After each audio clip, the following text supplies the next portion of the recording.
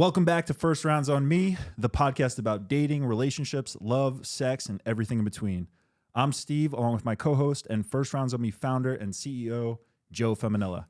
If you're completely new to First Rounds on Me, we're a dating app that cuts out all the small talk and encourages you to actually go on real dates so you can create a real, genuine connection in person rather than trying to through a phone screen. If you haven't downloaded Chrome yet, go to the App Store, create your profile, find yourself a date, fall in love, and make some beautiful babies. If we're not in your city yet, we are working to get there as soon as possible. If you're loving the app, please consider leaving us a rating and review on the App Store. This really helps us grow, and we love getting your feedback. If you have a From success story, we'd love to hear all about it and feature you on our social media. Today's guest is Katie Schmid. Katie is a Midwest native navigating New York City and Los Angeles through many different outlets. She's a mental health advocate, model, writer, and is currently getting her MBA for social impact. Katie, welcome to the show. Thank you. Great to have you here. Yeah, I'm excited. Thank you, Katie. Cool. I figure we could start with something that we have in common, which is trying to, or maybe the importance of community, right? Because I feel like a lot of what you've done and from what I've seen, you talk about like the importance of like having a supportive community and building a community and having people to like lift each other up. And that's definitely something that parallels what we're trying to do, like with the app and what we're building. Yeah, I mean, community is so important. It's really easy, especially after COVID, is what I realized, to feel isolated and feel alone. And we're all kind of reaching for connections. There's really no better, platform to do so with than social media. And so, yeah, I feel like I've really been able to harness the power of social media and be able to create a really supportive community. A lot of that through mental health, but also like I've discovered there's a large cat community. There's like Nice. big humor community, memes, all of that. But yeah, I mean, there's really nothing better than feeling surrounded by people with similar interests like you and, supporting each other, whether that's like, with mental health, there's, struggles. And I think that's super important right now. Yeah, and I think it's interesting because social media at the end of the day, it's kind of a tool, right? Or essentially it's a tool, Yeah. whether it's for entertainment or for learning. But in terms of the tool can be used for like evil or bad, or it can be used for good, right? Totally. And I think a lot of the stuff that may affect mental health negatively, you can also reach out to the community to be helped. Oh, right? yeah. I mean, there's no question that social media can definitively harm mental health, and it has. There's studies, there's documentaries, everything. And I won't, lie that it has definitely negatively affected me in the past, but I feel like I have the awareness now to remove the things that don't help me grow, block out things I don't want to see. If something bothers me, I'm like, nope, report. Like, I don't want to see it. And I've created, a certain amount of, like an explore page that makes me feel good. It's maybe positive quotes. It's good people who inspire me, positive, happy lifestyles. And the toxicity that I feel like used to have, pop up every once in a while, and people that I didn't want to see and didn't make me feel like a good, inner being, I've been able to kind of, remove from, what I see on social media. Yeah, and I think what you said is exactly right. Like your explore page, right? Yeah. Because we kind of control our explore pages on Totally. social media, right? And it's kind of like your brain in general. Like you kind of can control what you want to absorb and like how it impacts you, right? So I think, yeah, if you go on someone's explore page and it's all these beautiful things that are positive and uplifting, Instagram could be a beautiful thing. If you go on it and it's, people you're trying to look like who are portraying this look or this persona that's not real, you're going to be in your head every day of like, oh, how do I become this perfect person? No. And yeah, like my explore page is all like motivational quotes and like love. Yeah, I love and I that love stuff. Instagram because of that. Same. Yeah, absolutely. I don't have really any other form of social media. I don't have Twitter. I think Snapchat is for like children. Sorry if you disagree, but yeah, I would say for the most, or I have TikTok, but it's really just funny cat videos. But yeah, my Instagram, I've made it like a conscious effort to engage with things that make me feel better about myself. Yeah. And like I see some people spiral like through the reels, right? Like reels are obviously made in a way to just Yeah, make you go for hours. exactly. The content, and then you engage and you continue, and it gives you that same thing. So it's like, of course, like I click on someone who's like really hot, and I'm like, damn, like that girl's freaking beautiful. I wish I looked like that. And I'm like, nope, stop it, stop the spiral. And then I'm like, cakes, cats, dogs, cute animals, and then I fresh my feed, and I'm like, okay, cool, that's what I would like to see. Thank Yeah, you. and I think like sometimes I get caught in the same thing, right? Like guys working out, I'm like, oh, like I wish I could work out like that Yeah, guy. exactly. But then like what I really love is once I get into like a motivational quote kind of real thing, Mhm. I could go on for hours and I'm like at the end of it, I'm just like I could do this all night in a Yeah. great way. I'm like, I Yeah. love this. Yeah. But yeah. Love that stuff. Yeah. For sure. So yeah, let's take it back to whatever extent you're comfortable talking about it. How did you get involved in mental health and mental health awareness and helping people? And Yeah, absolutely. So when I was, around 17, 18, I moved to California after graduating high school. I'm from Missouri, St. Louis, Missouri. I love it. But I always wanted to be in a big city. And at the time, I was originally early decision to NYU. And then I was like, ooh, the money aspect is a little tough for me. So I was like, let's go. Let's, try modeling, make some money before you move back to New York and like feel comfortable. And at the time, it was like pretty unknown to me, like the difference between Los Angeles, California, and then a small St. Louis town. I feel like it was just like night and day, honestly. But I got out here. Everyone is stunning. Everyone is beautiful. And I had a lot of anxiety and insecurities, like I'm sure so many people do. But I felt, again, like we were talking in the beginning, super alone. And I felt like I didn't have a community. And social media was pretty much peaking at that time. And I was gaining a lot of engagement and followers from girls my age. And I almost felt like, not that I wasn't being authentic, but like I wasn't being as vulnerable as I could be. I had a lot of great moments that I shared on my Instagram, but it got to the point where like I didn't feel like I was creating an authentic version of myself online, and I wanted a more genuine community. So I went to school in New York. I left LA. And it was at that point that I really realized the power of vulnerability. There's like this incredible TED Talk by Brene Brown where she talks about vulnerability, and it like changed me. It is incredibly tough to be vulnerable, and it's soul bearing, and it's, stripping down to the most naked form of yourself. But that's when the people who you're supposed to be with and supposed to be followed will come out of the woodwork and be your, in your alley or in your community. And I started posting about like things that I thought were so shameful, like feeling insecure about X, and then like feeling nervous about Y, or going to dinner with groups of friends and stuff like that. And the response I got was out of control. I was overwhelmed, and not just because it was like scary overwhelming, but it was like, I'm not alone overwhelming. And that just propelled me into the most like inspired I've ever felt. Not that I don't love modeling and like in culture, like the cool cultural stuff and stylist stuff and, creativity, but my God, the mental health community out there that supports and, is there for each other is just another level. And I couldn't stop. I wanted to keep talking to everyone I could. that's amazing. That is so special. And it's interesting because something we talk about a lot is like being vulnerable as a man, right? Because, when you grow up, you're supposed to think like, a man can't be vulnerable. He's supposed to be strong, mentally strong, right? Mm-hmm. And I think like it's so misguided to men specifically as well, because I don't think vulnerable is being weak.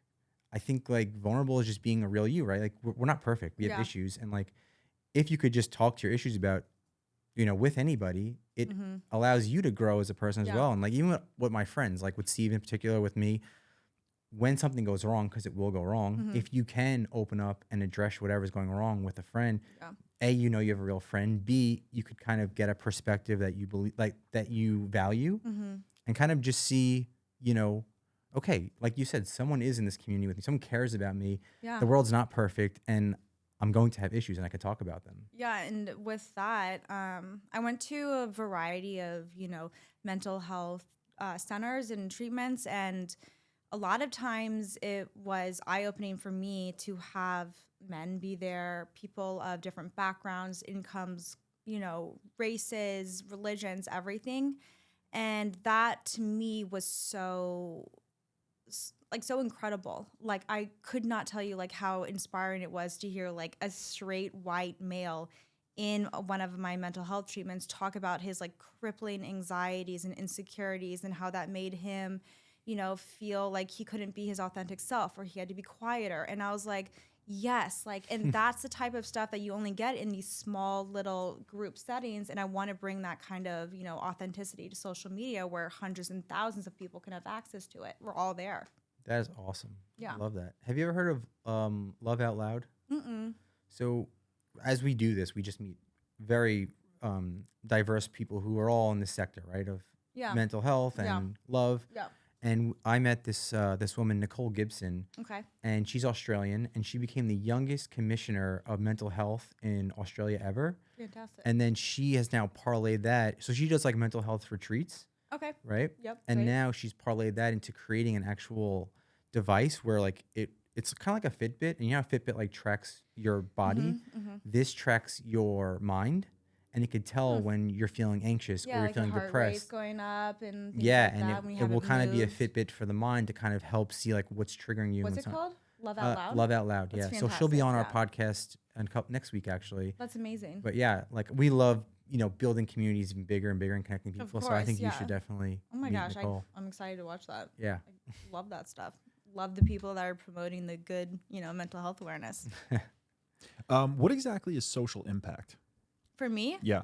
so And that's where you're getting I'm getting my MBA. Yeah. I start in August. It's been a long journey. I feel like I'm a non-traditional business student. I got my, my undergrad degree in journalism and like psychology, but I feel like as I was, traversing the MBA application process, the typical business, grad program is like investments or, finance and money and all of that. But there's so much opportunity for people to be entrepreneurial and business minded in a space where you can do social impact and there can be some sort of profit on the side. There's like an intersection, like a marriage between community good and then also, creating money and revenue. And I think what really opened my eyes was I worked in somewhat corporate environment for maybe 18, 19 months during COVID.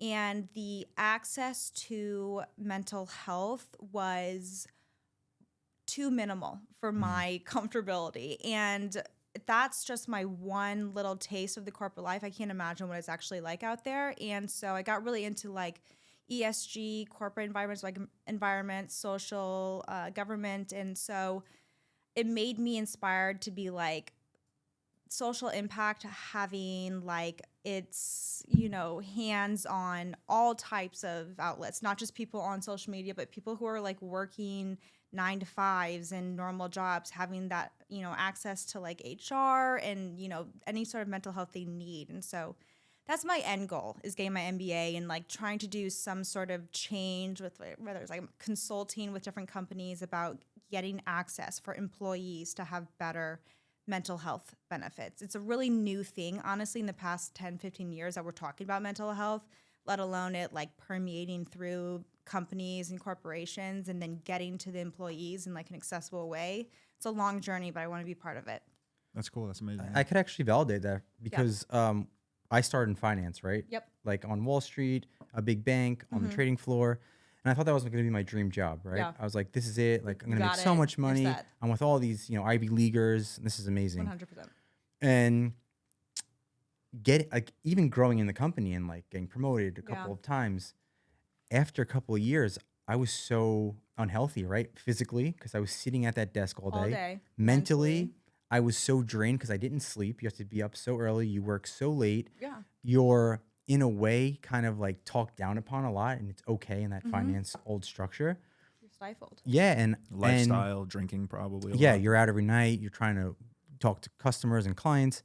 And I really reevaluated my life, and I said, this was my dream job, but it's not my calling What are you card in living life. for? Yeah. And it's crazy because I studied and took all these tests and like spent hours upon hours. It's like a CPA or Yeah, all that stuff, right? It's And I crazy. quit in like on a dime, and everybody wasn't shocked. They were like, people your age should not be in this old school No. corporate environment. You have so much more to give. I mean, And I could validate everything yeah. you're saying. I mean, I'm glad that you realize that. I think there's like you find what's good for you. My brother, he's 29, almost 30. He works an incredibly difficult job, just like you're saying, in finance. And I've seen him firsthand struggle with his mental health, you know, those long hours, not able to, you know, feel comfortable to say, I'm freaking tired. I don't want to continue to do this so much. And so it's people like him, my brother, you know, maybe my dad who also works in finance, a lot of men, you know, not to bring it back to the men thing, that don't feel maybe comfortable to say, hey, like, can I take a mental health women, day? because a Women lot of too, women yeah. are infiltrating into the finance world, right? Great. And I to be know. honest,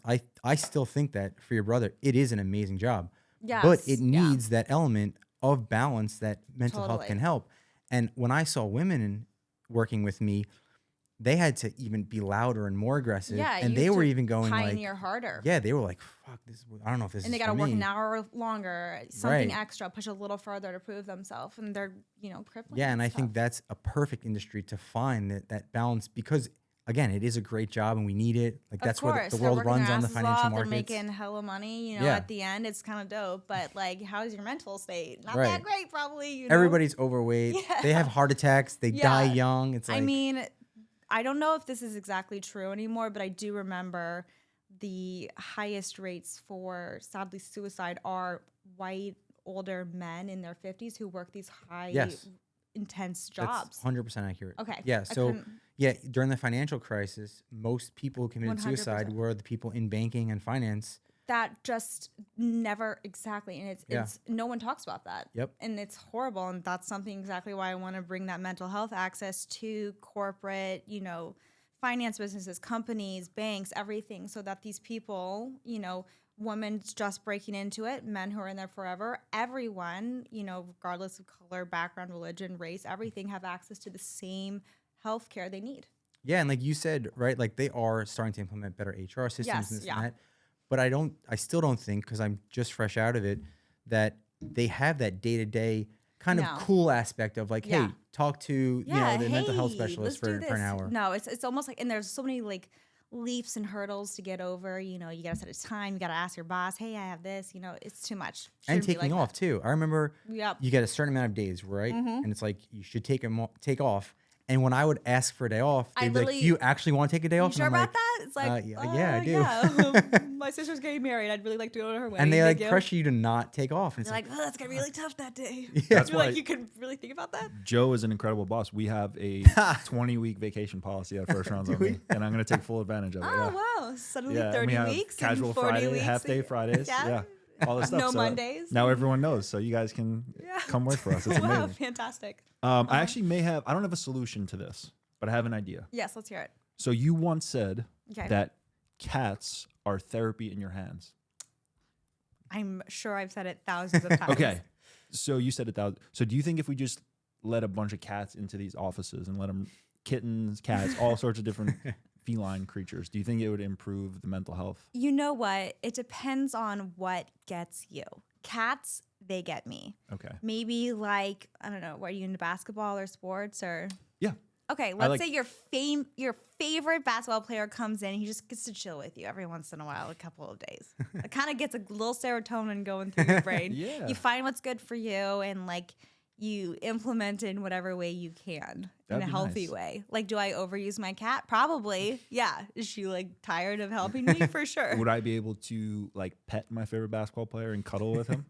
Whatever he allows, I think that's It's a great All answer. right. Yeah. All right. You have to ask for consent, but Of if he's like, course. sure, of course, go for it, then maybe that's what you need. It's my brother, so he's my favorite basketball player. So I think he would let me caress him. And could, yeah. You But I'm down for a kitten too. Like I love kittens. Yeah, a lot of guys aren't cat people. I don't know I could say I'm why. not. You're not? No, I'm not even a little dog person. Like Hannah has a little dog, and like obviously I love her by association. The dog? Yeah, but I grew up with big, like, Okay. masculine energy dogs that you wrestle with. Yeah. So it's like Like tough for me to like yes. be, oh, okay. Yeah, it's kind of honestly like how you were raised. And you know what? It's weird. My mom hates cats for the most part. She's really allergic. My family does not like cats. I don't know what changed within me when I was like 19, 20, but like I saw a cat and was like, this is everything I've been looking for in my life. And I adopted it immediately. And it's been such an important part of me. But I can't say like I'm a huge, okay, this sounds wrong, but I can't say I love dogs so much. No, there's nothing wrong with that. It's what you just described. The huge dogs that are like just so much. It's like a small human with hair on it in the room just running around. I can't deal with that. But I don't like the little dogs either. I need something like in between and kind of like chill. Like a cat. Like a cat. Yeah. And don't worry, we will not clip that one part where you say you don't like dogs. Yeah, and that's put it gonna out be the there headline. with no context. Katie Schmid doesn't like dogs. Yeah, no, Yeah. it's in there. Okay. Did you have something or? No, Okay. no. So yeah, let's get into some dating stuff. And we could talk about your personal experiences if you want, or Yeah, in hit general. me. I know you said you have a lot of friends who come to you for advice, Yes, they do. right? How did you kind of become the go-to friend? For the most part, I will say everyone says like, oh, the chill girl. I honestly think I am chill in the way that I have so much anxiety and my own mental shit on my own that I don't even have the time to put that anxiety into a relationship or someone that I'm with. So yes, I kind of say I am a chill person because like I've got so much going on in my own life that I don't even like, I don't really care. Like if it's not going to be worth my time, it's not worth my time. So I think my friends have kind of realized this and they're like putting all of my, like, they're like, okay, Katie, I'm going to put all my relationship anxiety aside. What would you do in this situation? And I will say I have a fair amount of experience, like through all factors, long-term relationships and like, couple week flings. So I give like a pretty, honest amount of advice. And, I'm 26 and seems kind of young, but also like kind of old. And I don't know. You've seen some shit. Yeah, I've been around the block, and I kind of, I know. And also I am very grateful for my parents in the Midwest have taught me such self-respect. And I think that's the number one thing that I've always brought to people when they're asking me advice, like bringing situations. I'm like, it always comes down to respect. Like, would you, do the same thing that they're doing to you? And did you think that's okay? If it's not, then no, you're not. And so, yeah, I'd say I have pretty good advice, honestly. Cool. And yeah, self-talk too, right? Yeah, self-talk is huge. For dating and life in general, because I always say that. I always think about that as just like, sometimes I'm so negative to myself and it's like, I don't talk to anybody else like that, right? Yes, exactly. And like, that's honestly such a huge thing, not to bring it back to mental health, but like, if you're talking negatively to yourself or about your body or about your career or your personality, like, would you have your friend in the room and say that same shit to their face? Like, no, you wouldn't. So why are you talking to yourself like that? Yeah, I think that conversation needs to be had more because, like, I'm really big on. It's not a confidence thing or a cocky thing. It's just like I'm the first to. How do I put this? I'm the first to like compliment myself. Yeah. But I'm also the first to be hard on myself when 100%. when it's warranted, right? Yeah. So it's like, it's not cockiness. It's not confidence. It's like I'm so just like you said, right? You should promote yourself before anybody else does. So it's like if Katie says, "Oh, I like your shirt," that makes me feel good. But why does it take you saying that to make me feel good? Why I bought can't the I just, shirt. Yeah. I liked it. I put it on myself. I saw Right. myself in the mirror and I looked good. And I think that's a huge problem is that like we want to look good in the shirt, right? Yeah. And like that would make our day, but our day is not made until a stranger who we barely know tells us like, Yeah. "Hey, you look good in that shirt." And it's like, "Oh, okay, I do." Yeah. It's like, no, if you feel good and look good in that shirt, that makes your day. Let it be. Yeah. Like, just go, have Yeah. fun. It's not cocky.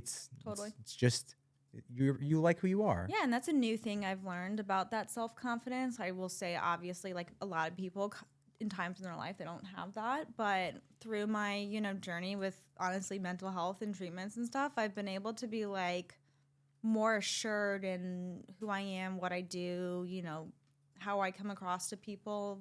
Not everyone's going to love me, and that's okay. And, you know, things like that. And, you know, putting that shirt on, being like, this is probably not what X person would like, but I like it anyways. And it's, you know, what I'm going to wear. Yeah, and I think that that's one of the most beautiful things about getting older. Every year you get older, you kind of become more happy with yourself. Totally. And I think your 20s, and I know you're in your 20s, but for me personally, like my early 20s, I was the most stressed ever. I was like, where's my life going? What am I Totally. going to do for my career? How am I going to have kids and get married? I hate that part of my life. Right? Like, and who then was that? as your 20s get on, like you want to be accepted. You want everyone to like you. And you care about every little detail. Yeah. Now I'm 32 and I'm like, I'm really happy with who I am. And Yeah. I want to be nice to everybody. But like you said, if people don't like me, I That's can't their own. control that. Yeah. Everyone's not going to like me. Yeah. But I know who I am in a sense, you know? Yeah. I'm happy Yeah. about that for sure. Yeah, well said, both of you. So what does a good first date look like to you?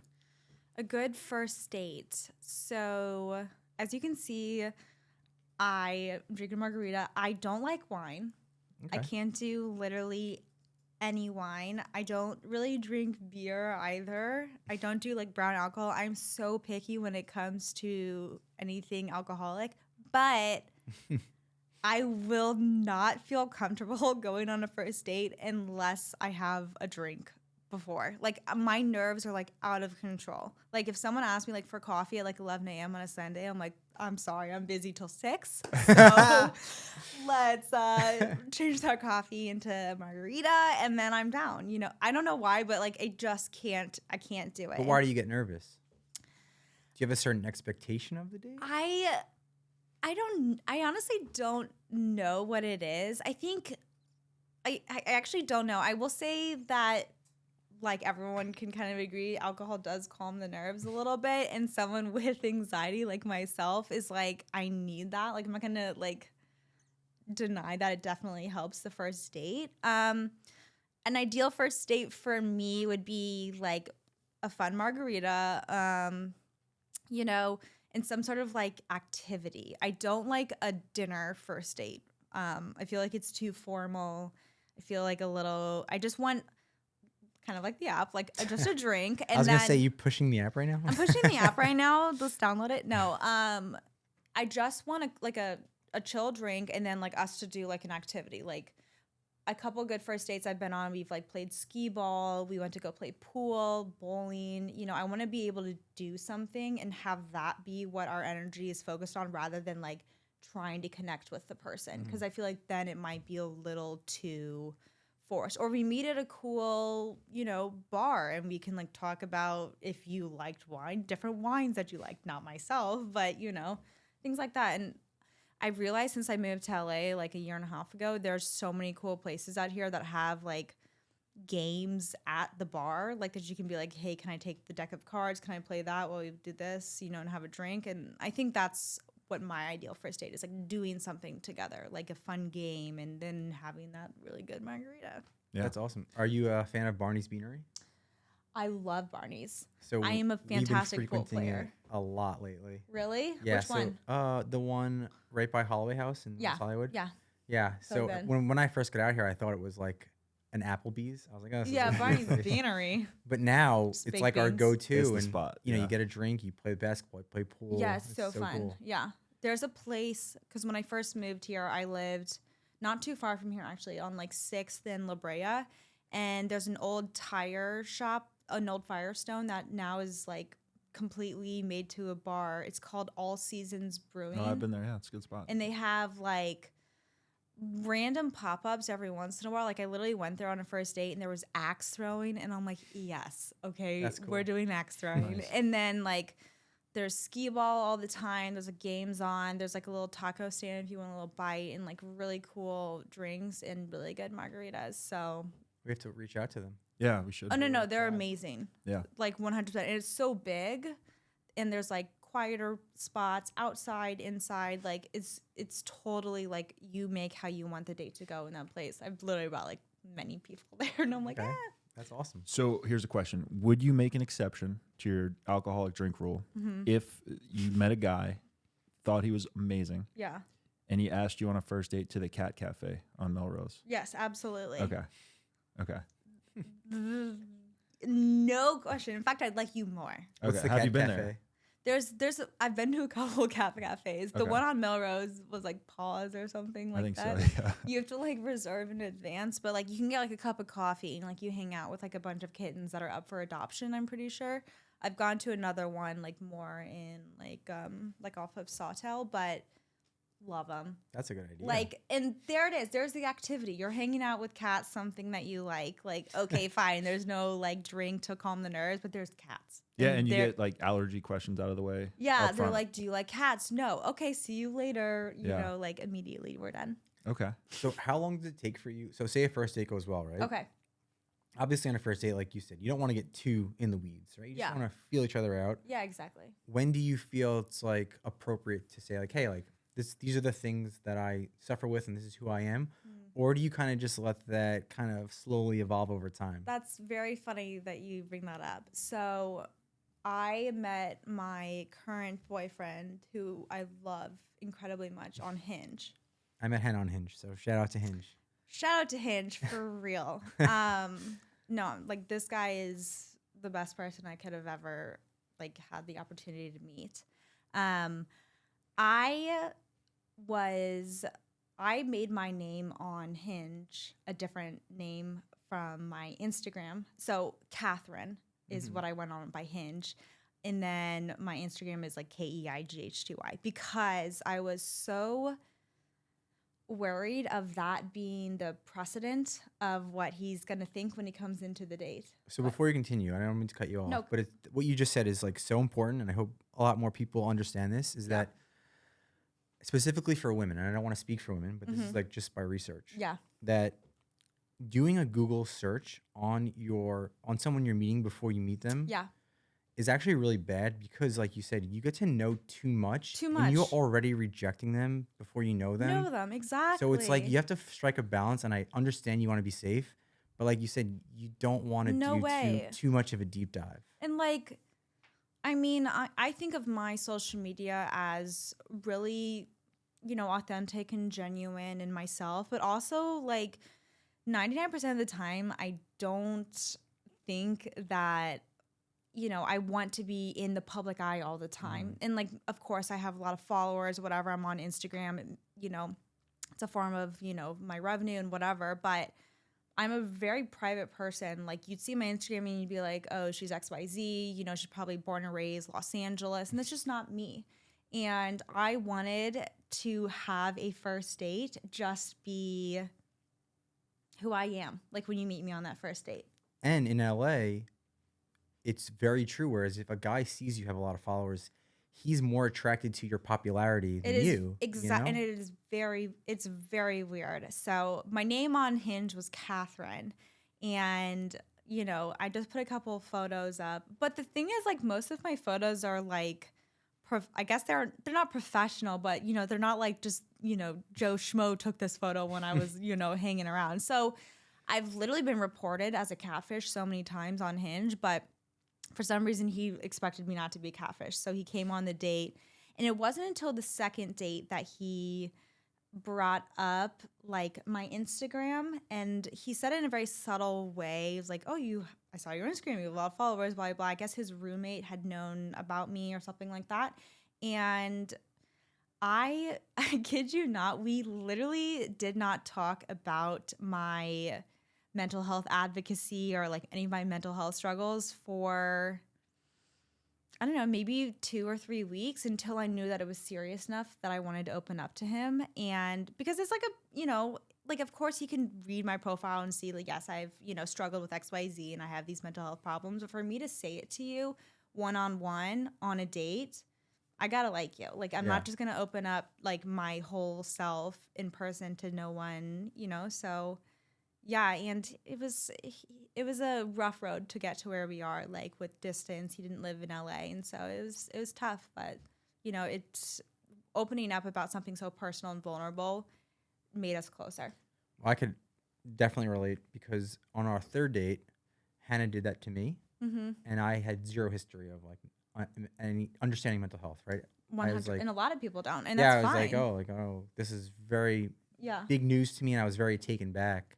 yeah. And she was like, I really like you, and I want to get this out of the way Mm-hmm. because if you can get over this hurdle, then I'll know like Then it's we can coast keep clear. going. Yeah, But if not, I'd rather just know now before I get my heart broken. yeah. That's the And way to do things for sure. but it was very tough. Like I was so unsure. I was like, I don't know how I feel about this. Even his friends and his parents, he's later admitted, after realizing what I've struggled with, are like, are you equipped to deal with this? Not that you don't really care about her and like have a connection with her, but like, you know, it's a hard thing to navigate. Like, it's like, I think if like you enjoy drinking and then you go on a date with someone who's completely sober, it doesn't really change that person, but it's, you know, something that you have to, you know, think about and navigate, let alone like, you know, something that isn't so common as alcoholism, of like mental health or OCD and, you know, eating disorders. It's like a whole slew that a lot of people haven't really been, you know,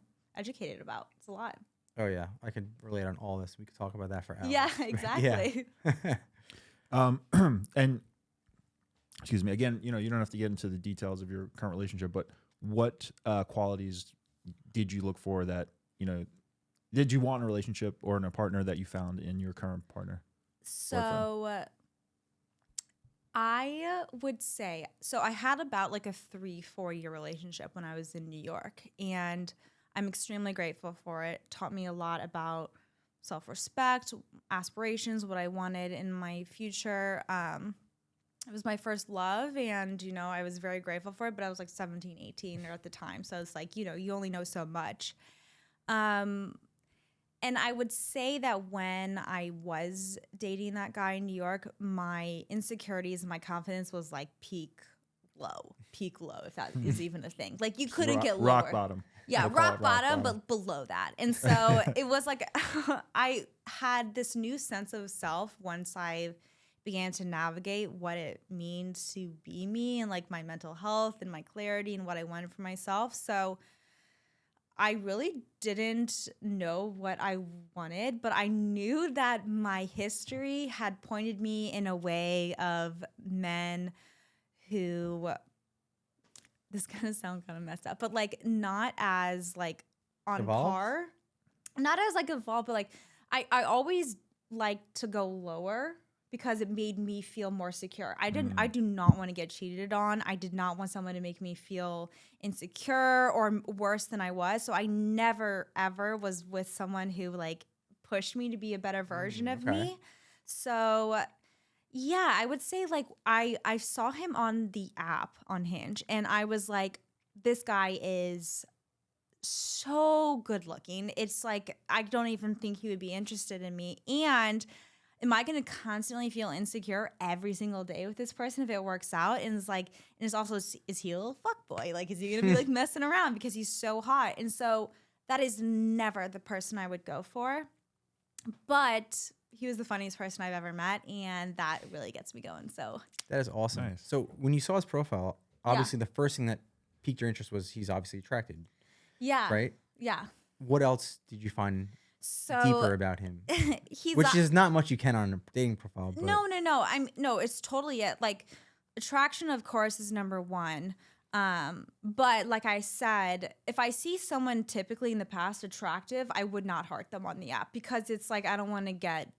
I just didn't want to feel insecure. And I know for a fact myself, I have a long way to go and I've come a long way, that if I was on a date with someone super attractive, I'm gonna feel insecure. And I don't want to feel that way. So that's just like what I went through. But I saw him and I was like, he's super hot, incredible physique. we like, could plug all this for him too, because he's this is yeah, great. he's getting a shout out right now. But there's a show that I'm obsessed with called I Think You Should Leave with Tim Robinson.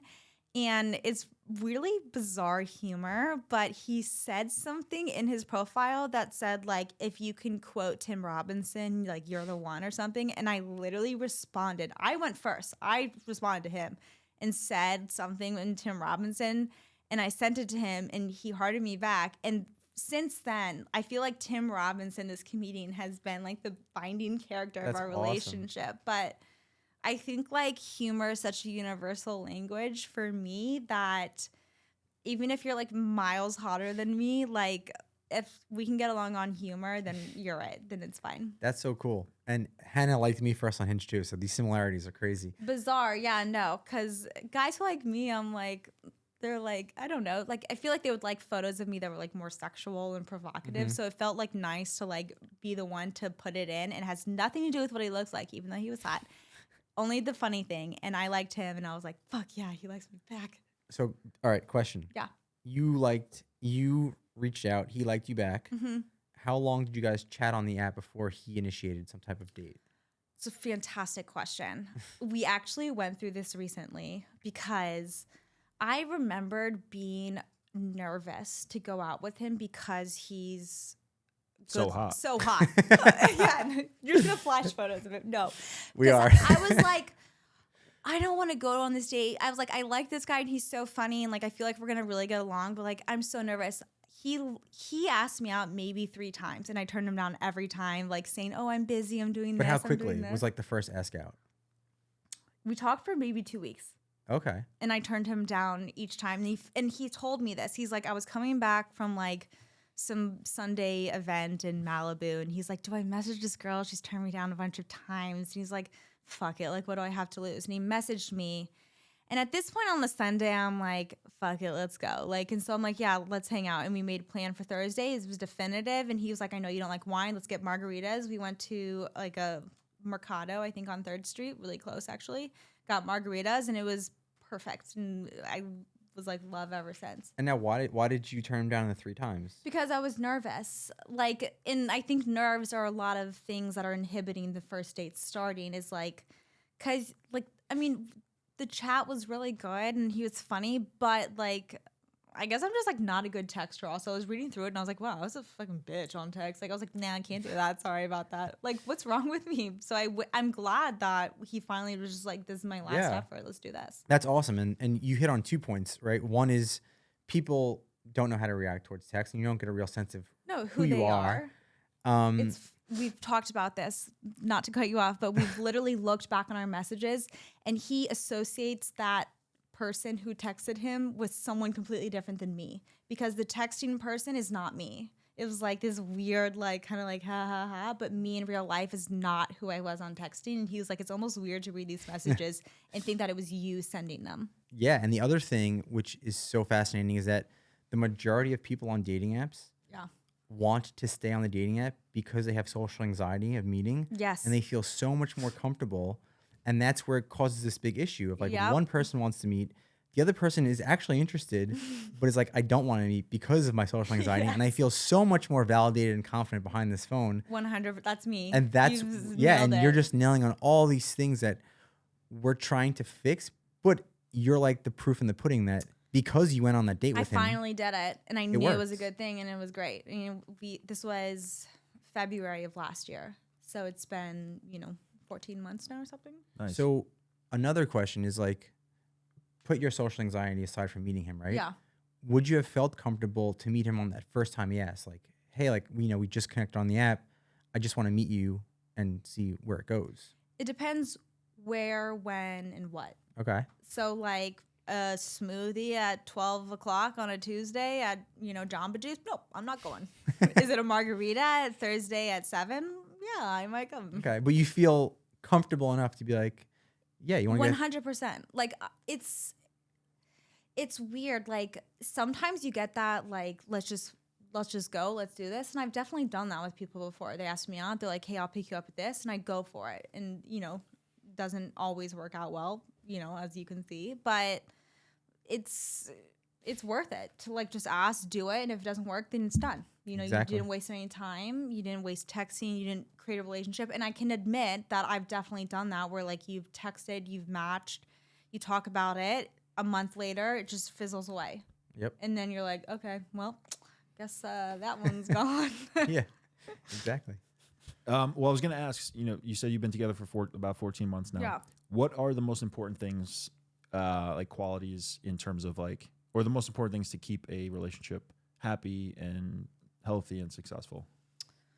Well, there's, the normal answers of honesty and, communication. I would say sex is a huge thing, and attraction and excitement, and just I think I always want to be there for him emotionally, and of course he doesn't struggle with same mental health things that I do, but I also want to be like spontaneous and doing something.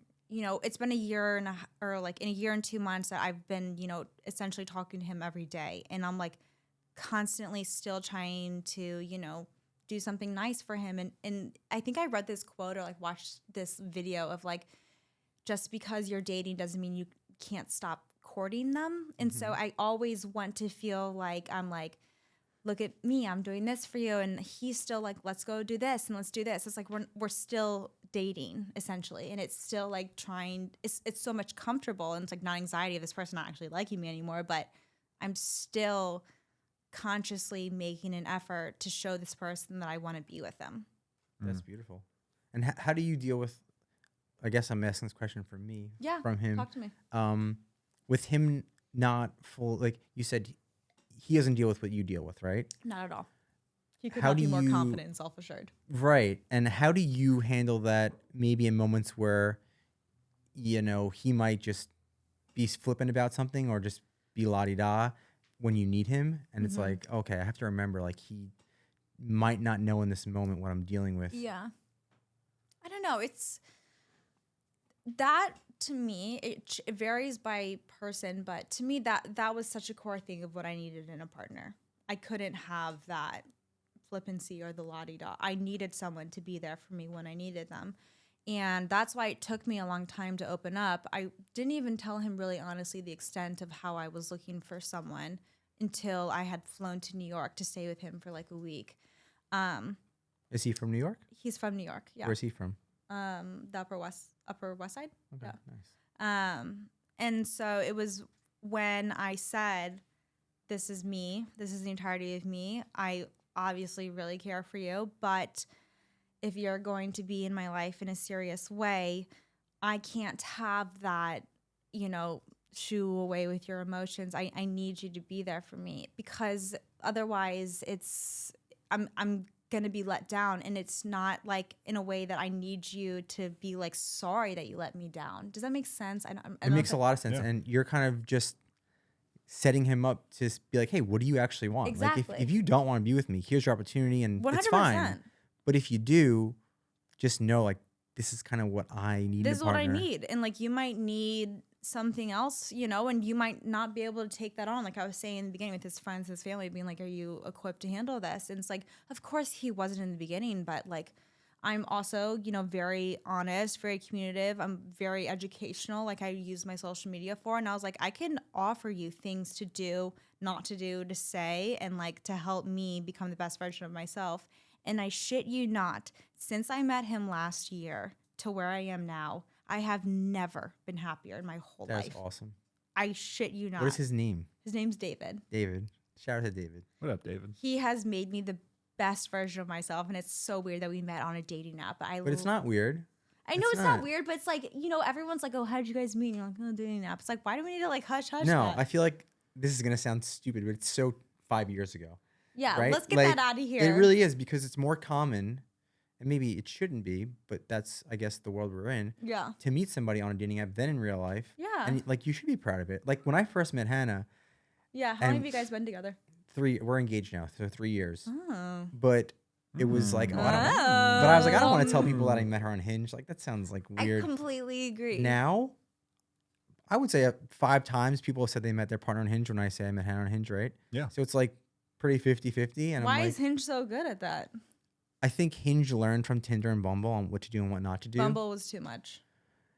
Tinder was first to game and like Yeah. is like a social media app. We I talk never about this all had the time. Tinder, Like yeah, it's just they none of don't that. care really. No. Bumble, I think everything corrects itself in life. Yeah. And like we always talk about this as well, right? Like chivalry versus equality, right? Yeah.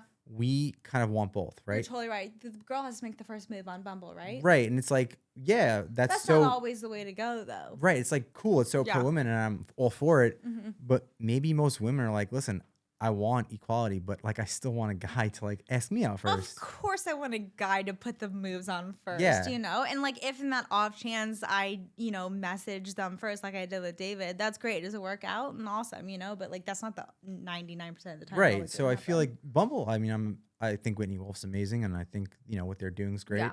But I think Hinge learned like, okay, they have algorithms, right? Yes. So you're it like totally right. sees the profiles that you like, and they like change and they'll show you it. more of those. So my friend, I was with her talking about the app, and I made her download it. Our app. Your app. Okay. Made her download it. Thank you. Of course. Made a profile. Just not to like toot your horn, but the layout of the profile, where it's like got the photo on the right and like a couple of the names and things, stunning. Oh, thank you. Could not be better. Like it's like here you are. Here's like my resume essentially, and like boom, go with it. Thank you. Yeah, and tell your friend. We appreciate that. But also, like, we are new, right? So it's like something that we get is like people compare us to Tinder, Bumble, and Hinge, right? And it's like Yeah, it's very, gonna happen. it's like nice, but it's like, well, we can't compete with them. So like, please don't compare us to them. Yeah, of course. Yeah. So like every few months we're obviously upgrading and updating, and like there's Yeah. going to be different versions. But yeah, we're just trying to hone in on this concept. Well, and yeah, bring I back mean, real dating. I think what makes you guys different, again, not an advertisement, but it's like it pushes the first physical meeting to happen faster than any Right. other app. Yeah. So what I say is like, again, like I actually like the other apps. I used Hinge. Mm-hmm. This is for a community of people that actually want to meet, because there Yeah. are people who don't want to meet, like we're saying. They want to be course. behind the phone. Yeah, they But- just want that validation. Right. They likes, the, you know, hearts back, and then they're like, cool, I'm not actually going to go for it. But I see 50 girls like me. I feel good about it. It's like, no. Exactly. Yeah. And then like those people, the ones who do want to meet, take the ghosting or the not meeting personal. When to that other person, you're not a person. You're just a match. Exactly. Like don't take it personal. Exactly. No. So I really appreciate that. And, you know, the specification of like what you want to drink, where, when. I think that's really nice. Thank you. Cool. Cool. Cool. You guys, so I had a bunch of questions because you are Hit me. a decent expert at I would love this. at giving relationship advice, right? Yeah. So, but we're doing a really good job with the conversation of like getting to these questions Okay. organically, Perfect. right? And Yep. Joe's asking some really great Oh, ones. sorry. I go off the rails and he So No, do it's I. great. He hones I me in. cannot stop talking. That's like my biggest fear is to come on this. And I was like, I'm going to get derailed for like 3 No, hours. we love that. No, it's awesome. But yeah, like he probably has this whole agenda that's so I know, perfect. I see it. So let's And go. I No, asked no, a no, question. it's I'm not like, even oh, he definitely had that, and I skipped it. No, but it's better that way. I don't want it to be like an interview, right? I just kind of will bring us back to center. Yeah, bring us back. Yeah. Well, so these are some random questions let's that hear it. I dug up that people were asking relationship advice from like Dear Abby and like random people Yes, like that. and there used to be like this thing, I don't remember what it was, like in a newspaper that first came out like 50, 60, 70 years ago, where it was like ask something, I and think it was like, Dear Abby. was it Dear Abby? I think so, yeah. And people would be like, hey, like my boyfriend cheated on me, should I Yeah, stay with so I him? was, And I'm like, like, kinda what's wrong with you? Yeah. It's like, okay, so Dear Katie, Okay, what is the best, outside of dating apps, what is the best advice for singles to meet someone? for singles to meet someone. Because we do love the apps. Outside of dating apps? Great tool. Social, Love- I mean, yeah. can I say Instagram? No. Damn it. Because I will say my boyfriend of 4 years, my ex of 4 years that I dated, I DM'd him on Instagram. Yeah. So again, girl making the first move, you gotta show it. Yeah, no, and again, that's But yeah, that's essentially social media. How to meet someone else. I guess like it's kind of good to know that if you meet someone at a social gathering of friends, a friend of a friend is like someone already kind of vetted in itself. Like my sister met her husband in LA at an ugly Christmas sweater party. And a friend of a friend had invited him, and they met and, you know, fell in love and whatever, and blah, blah, blah happens. But I think going to those events with your friends that you like and would be happy to meet someone that they know that you don't know, you know, like, I guess you can go to events that are like cool people are going to, but you don't love the quality of people there. You're probably not going to meet your person at that party. So if you're going to an event that's like your friends and cool people are inviting their cool people, they're already kind of your people in itself, if that makes sense. I love that. When I lived in New York, Mm-hmm. whenever one of my friends would have a house party, Yeah. like apartment party, I was like, oh, I can't wait because, you know, in New York, you have so many different groups of friends. 100%. And it's like, who's going to be there? Yeah. Yeah. And then they all just come together and they're like, you invited her and they Yeah. invited you and you're my new friend. Yeah. Yep. Love it. Absolutely. Yeah. Okay, dear Katie. Yep. How can I have better sex with my partner? Better sex. It's all with communication. I hope my mom doesn't watch this, but I think without a doubt that the sex is better when you are emotionally more invested. I won't say that I haven't hooked up with someone and didn't like not enjoy it, of course, like, but I've only hooked up with a very small few of people, and that's because I will only want to have sexual relations if I emotionally connect with the person. So if someone wants to have better sex with their partner, there needs to be communication, there needs to be talking, there needs to be whining and dining and getting that mood going and, you know, talking about like what they have thought about and like making that an open space for the bedroom. I just like, to me, it's like very foreign to just have sex with someone that you have no emotional connection with. It feels very bizarre. So yeah, I think like sex is an extension of that emotional connection. So if you strengthen that, you'll probably have better sex. Yeah. Yeah. And I think the communication, it's like people might misinterpret that. Yeah. Right. Where it's like, when you have like a one night stand, you think you know what that person likes. You're not going to ask them like, hey, what do you actually Yeah, really did like? you like when I did that? It's like, Yeah, oh, and it's what's like your you name? watched a porno and you're like, yeah, I'm going to do this. And like, exactly. you both probably don't even like what's going on. Yeah. Where if you care about somebody and you're emotionally in tune, It's 10 times better. yeah, and like you feel comfortable saying, Yeah. hey, like, I actually don't like that, Yeah. but like, I actually like this. And it's Yeah. like, okay, And then awesome. that makes it 10 times better. Yeah. 100%. Yeah. Like it's from the first time me and my boyfriend had sex to where we are now, it's like only gotten better because my emotional connection and our communication is like a million times better. I remember, I think it was like one of the first nights after I proposed to Hannah, when we were having sex, I was so turned on because I was thinking, oh, she's the mother of my kids. And it was so weird, but I was like, oh, this is turning me on. No, that I she's- would literally, my boyfriend's going to kill me, but like if I said like from maybe the first time that I told him I loved him and we had sex afterwards, it was like, oh my God, this woman I can loves imagine. me. Yeah. Exactly. And that's it. So I'm not sure if that's really the answer, but No, it's a great answer. it really yeah. depends on, you know, the emotion and the communication behind it. Yeah, I think that was a great answer. We got a couple more. Dear Katie. Yep. I find myself getting crazy jealous when my partner talks to other women, Okay. even though I know it's nothing. How do I stop? Yeah, that's a good one. I am, you know, definitely someone who has experienced jealousy in a variety of ways. I will say since I've started dating my current partner, my jealousy is really not like with other women. It's like with time that he's spending. I was like, I want to be doing that with you. Or like, oh, you're see going to that. go play golf with your friend? Like, can I come? But it's like, that's my jealousy. And that seems healthy to me because it's like, I love this person so much. I want to be with them. In the past, when I was dating a guy in New York, I literally would feel physically ill of like jealousy of like him going out because he lived a different life than me. I was in college and he was out DJing and you know, making music videos and stuff. And so I was like, he's just, you know, surrounded by other women who are 10 times cooler than me. Video vixens too. Yeah. You know, they can't wait to get in that. So I think like the thing that I learned is like, if they're going to cheat on you, if that's even a possibility, then you don't want to be with them. Like it's as simple as that. If you're going to feel jealous that they're even thinking about cheating, you probably shouldn't be with them. This is what I'm saying with my advice is harsh, but like if I'm like my boyfriend went on like a bachelor party trip to Vegas. If he really wanted to cheat on me and if I was jealous that he's cheating on me, I don't want to be with that person. And like if he did, good riddance. I'm glad that I didn't end up with you. But I didn't have that jealousy because I was secure in the fact that I knew my worth. Like if he cheated on me, then he's at a loss. I'm a dime. I know my worth, and I don't want to be with someone who's gonna cheat on me on a bachelor party in Vegas.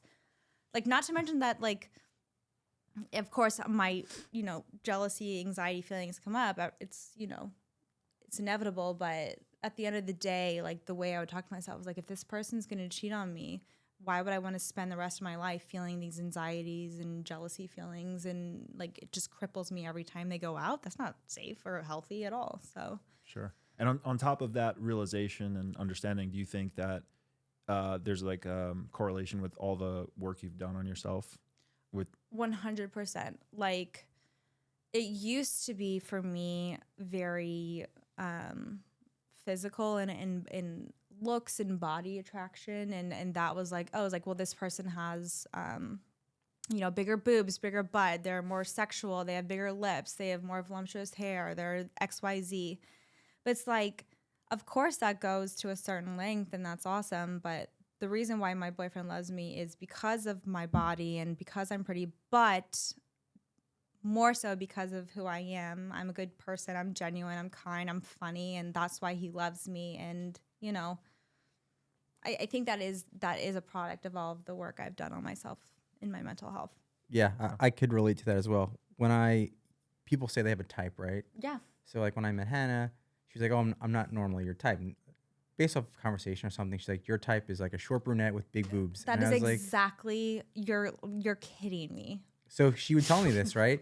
And I was like, yeah, but like meeting you, I realized I don't have a type because you're a tall blonde with, sorry, Hannah, no boobs, right? That's exactly me. So, that's me. But like, she originally would be like so insecure. And that's exactly I was how like, I feel. I was like, I don't want that. Like, I love your brain more than anything. Not that I don't love your body. Yeah, it's amazing. yeah. She's like, well, I'm a model. Like, how can I not love her Yeah. body? But yeah, and like the body, right? What you said, like that's exactly how I feel. It only goes so far, right? Yeah. Like, and the old cliche of like, as we get older, that all goes away. Yeah. But even in the moment, like just because someone has a nice body, you could not feel a connection. They could be a terrible person. Horrible. So like, why take that risk of being like, oh, I want to be with somebody for this body? Yeah, exactly. I don't remember exactly what my friend Kelly said. Shout out to Kelly. She's been weirdly, she's so much younger than me, but she's an incredible relationship advice. But she's like, at the end of the day, men marry the woman with the better brain rather than the better body.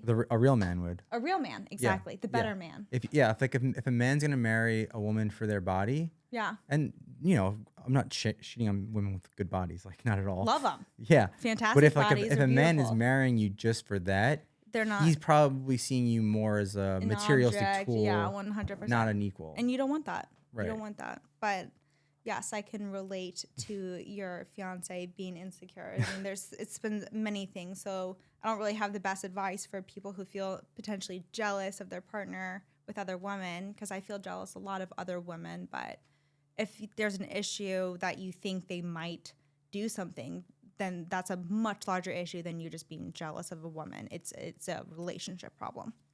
Yeah. And I think actually now that you say that, I always think about, because I read I think it's called Affairs of the Heart, the Brene Brown. Brene Brown. I don't know. Whatever her latest book was, but it talks about jealousy versus envy, right? Yes. That is incredibly spot on. Like, of course, it's like there's the biggest difference, but you can't really figure out what it is. Like, am I envious or am I like jealous for some certain reason? Yeah, and I think she defines it as, and I'm gonna probably mix up the two, but I think jealousy is envy is wanting what someone else has. Jealousy is worrying someone's gonna take what you have. I think, and they both manifest really in good. relationships. Yeah, because jealousy for the most part takes place when you have something that you're gonna lose, aka a man, and you're jealous of another woman taking that. If I'm envious of someone, they might have a lot more money, but I might not have any, so what are they going to take from me, Yeah, exactly. Yep. Well, let's jump into what we like to call our rapid fire, or speed dating rapid fire round, presented by Craig's. Thank you, Craig's, even though Joe bought these. No, but thank you, Craig's, for the delicious margaritas. Craig's is always making the best cocktails to go, one of the few spots that does that. Ooh. So if you want some cocktails to go, hit up Craig's. So we just kind of call this rapid fire. Okay. Some questions will require longer answers, but we'll just hit you with them. All right. So I know at one point in your life you thought about being a detective or investigative journalist. Oh my God, you deep diver.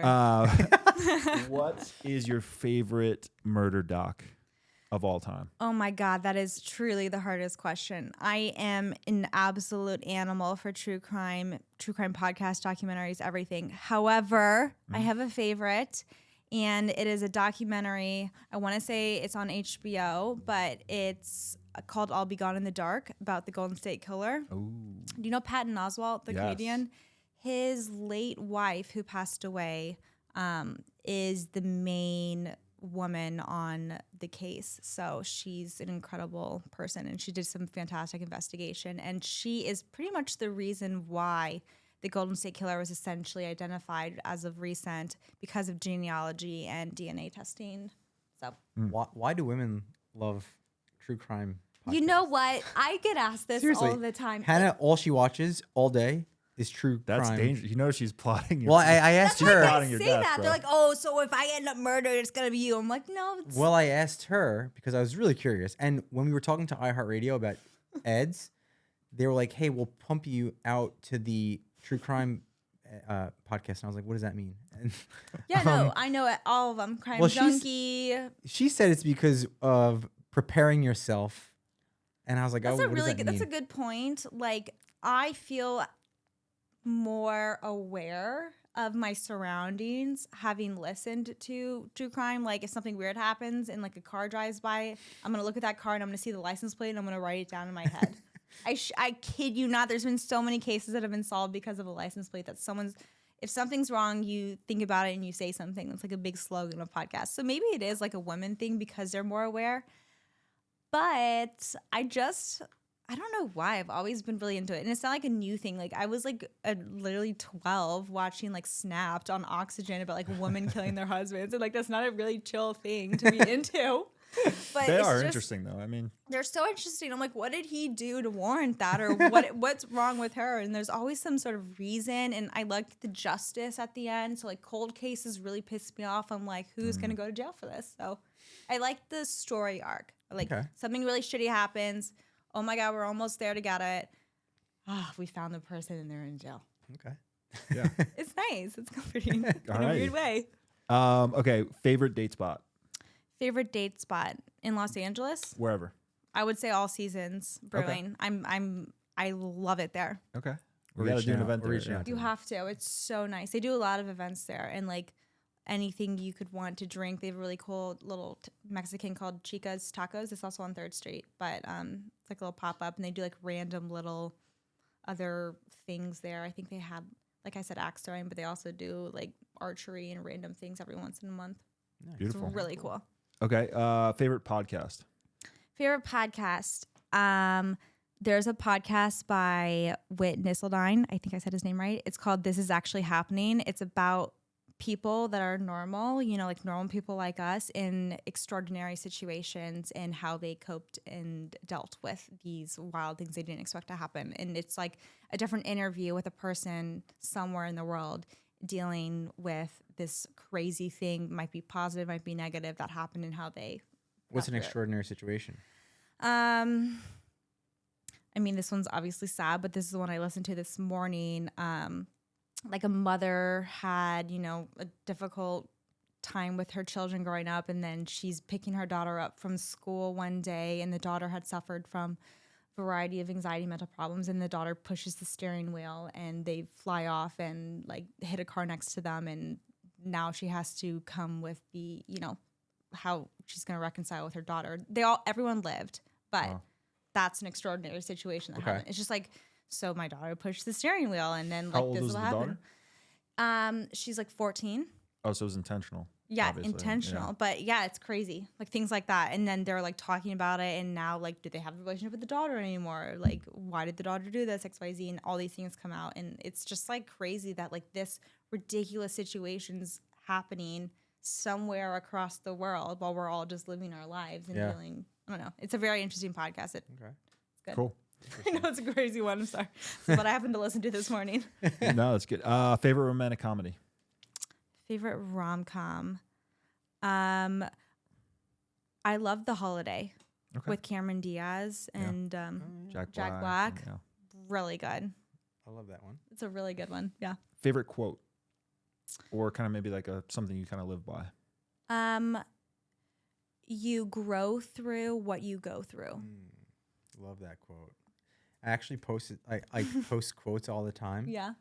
And, I like to see what kind of reaction it lights Yeah. a fire under people. Sure, that really gets. And that one I remember to this day when I posted on my story. Yeah. So many people reached out, and like I never had people reach out. 'Cause, Yeah. Like I don't have a presence, but that day, say like 10 people were like, "Oh my god, this It's is such a so deep true. quote." Like Yeah. you become like whatever you're going through, whatever's tough, like you're gonna grow through it, which is nice to know. Like you're gonna get through it. It's gonna be hard, but you're gonna become something different, and it's a growing process.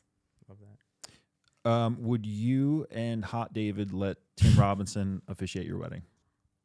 I have DM'd Tim Robinson asking for this. I was like, I know it's too far in advance. My boyfriend Does hasn't David even. know? Yes. So he knows you're getting married. Hot David. No. Hot David. Let's call him Hot David.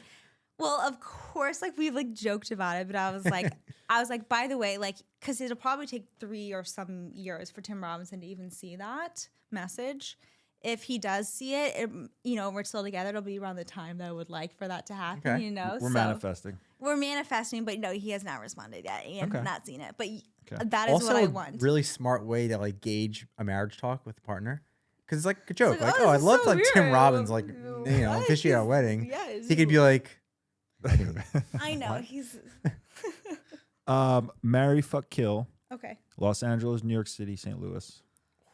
Oh, So meaning you live in one, you can visit one, and then one you can never go. I'm to gonna kill New York because the Ooh. energy there really drained me during college, and I really have some bad vibes connected with New York. I wasn't expecting that. I know. Okay. Maybe I'll come back one day, but for Not if now, you kill it.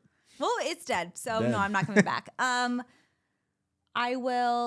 I'll fuck St. Louis because I really feel grateful for the person that made me. I feel like I'm pretty like down to earth and like normal, and I love my family and everyone that lives out there. And I definitely marry Los Angeles. I've become the happiest version of myself here, so I feel really good. Beautiful. What does love mean to you? Again, thank you to Craig's for these delicious margaritas. Love means a balance of feeling supported and safe and comforted by a single person, and then also feeling pushed and out of your comfort zone and adventurous and spontaneous. It's like that. It's a balance. It can be passionate and safe at the same time. I hear a lot of people talking about love as like this crazy, passionate, wild thing, and I love that. But I also feel like love to me needs to feel grounded and safe and reliable. And I think that balance to me is love. And I think sometimes people can get confused of the intensity and passion and lust. It's a fantastic element, but there also needs to be that understanding and communication and support and just reliability of that human. That's another Beautiful. amazing thing you said. Yeah. Do you listen to Jay Shetty at all? No, but I've heard of him. Okay, so I'm a big advocate of him. Got He it. had someone on the other day, and they were explaining like passion and chemistry and all Yeah. that stuff, right? Yeah. And like they explain like passion runs out so quickly, Yeah. right? And passion and chemistry are very closely aligned, right? You could have chemistry with so many people. So many, yeah. Right, like, Friends. Yeah, you could have chemistry with friends. You could meet not Hot David, a different hot guy, and be like, oh my God, we Oh my had God, such an so amazing high, night. yeah. And you could have connection Yeah. with only a handful of people in life. And connection and chemistry are so different, So different. but people kind of use them loosely together. Yeah, and that's not it. And like no doubt there was an insane chemistry when I first met David, who I'm with. But the reason why we last is because there's this inexplicable thing bringing you back to this person time after time again. And he went back to New York 2 weeks after we met. And I was like, really, like, fuck, that sucks. And I told him, we're done. I can't do this anymore. I don't do long distance. I won't do this with you. But like I said, it was more than just chemistry and excitement and adventure and lust. There was like something that had developed even so quick that I couldn't even explain, that I literally had to get on a flight and go see him. And now he lives here and we're That's awesome. very happy. But it's weird. Love is so hard to find because it is that balance of passion and chemistry and sex and desire, which is amazing. And you need it. You have to have that for a relationship, but you also have to have the groundworks and foundations of just being compatible with your emotions and everything. Love that. Yeah, that's an amazing answer. Beautiful. Okay, so last question for our speed dating rapid fire presented Hasn't by been Craig's speedy. I'm and sorry the about delicious that. to-go market. No, this has I been great. cannot do speed. No, you're good. What would you say to your 18-year-old self or to the 18-year-old girl that's out there right now that's, going through some shit? Well, Whatever that shit is. not to change your question, not just girl, but guy too, because I mean, anyone, wherever you are, but 18 is a really tough time. You're doubting yourself. You're going to college or not. I didn't go to college. I took a year off before I went, and you are thrown out into this world where you've had an exact path growing up, middle school and high school. So there's a lot of self-doubt, a lot of uncomfortability with what you're going to do. And you will not have it all figured out. I think that's the most important thing to know. And you're going to go through some shit, and it's not going to be good. And it's going to be good sometimes, but for the most part, it's going to be really learning. Like I said, my quote, you grow through what you go through, and you're going to go through a lot of shit, but you're going to be coming out on the other side. Whether that's 23, 26, 30, whenever you get to a certain point, and you'll be grateful for, the hardships that are ahead of you. And there will be hardships, and you just have to accept that. Beautiful. Amazing. Yeah. Very beautiful. Joe, you got anything else? Yeah, I always like to ask our guest if you could have one law in the world, any law, as crazy as you want it to be, A law. Okay. that everybody has to follow, what law would it be? Everyone has to follow. No flip-flops. Ever. I cannot stand flip-flops. I was expecting this question to come up at some point. I don't know why it was a law that made me think about it, but I was like, I can't stand seeing toes. Keep those hidden. Whoa. Put them away. Unless Not you're, even like the thong flip-flops, any Oh, those flip-flops. are the worst. especially not the So thong. any flip-flops. Rainbow needs to go out of business because that company is Rainbow. profiting on thong and separating the two toes. It's so disgusting. And people have brought this up, and they're like, well, what happens when you go to the beach? I'm like, I don't care. Wear tennis shoes at that point. I don't care. Tennis shoes is sneakers. That's what we say in the Midwest is tennis shoes. By the way. The only thing worse than thong flip-flops are the Jesus sandals with the strap that goes How over dare you? and around the back. Yeah. What about the guys who work out in nothing, no socks, no shoes at the gym? I've never seen that. Have you seen an Equinox? Socks. I'd seen socks. Oh, I don't like the slides either. I don't like the The toes? Yeah, it's just too much. What about Crocs? I despised Crocs until Hot David wore them, and now I like them. Ooh, shit. So it's the Okay. person, not the product. You know what? However, if David walked out in rainbow thongs, I would say you better cut those off your feet right now. That's a law. What they say, rule one is be hot. And Rule then anything rule one, else and then goes. maybe we'll finagle around it a little bit. That's No. awesome. Yeah, that's a big no from me. That's good to know. Anything that you want to plug, or where can people find you on social media? I know you kind of keep a low profile, but if they're looking for, help with mental health or anything else. Yeah, so I'd say my Instagram is the main place. It's K, the number 80, Schmid. Every, year, every couple of months, I create a new guide for eating disorder awareness and for mental health in general. I'm pretty much always promoting positivity, and then also just doing your own thing, and a lot of cats. So if you're interested, there I am. Beautiful. Awesome. Got anything else, Joe? No, Katie, I mean, you're perfect guest. Like, this was so on brand, and it was such a pleasure talking to you. Like, it was really you. nice. I'm glad. I'm glad I came. Awesome. Well, shout out to Dr. Self Tapes for being the best studio in Los Angeles, probably in the entire world. Shout out to editor Joey. You can find us on Instagram at First Rounds on Joe, at Steve Rossiter _. Most importantly, at First Rounds on me. If you've made it this far, thank you so much for watching or listening. We'll see you next time. And for now, check out one of our past podcasts.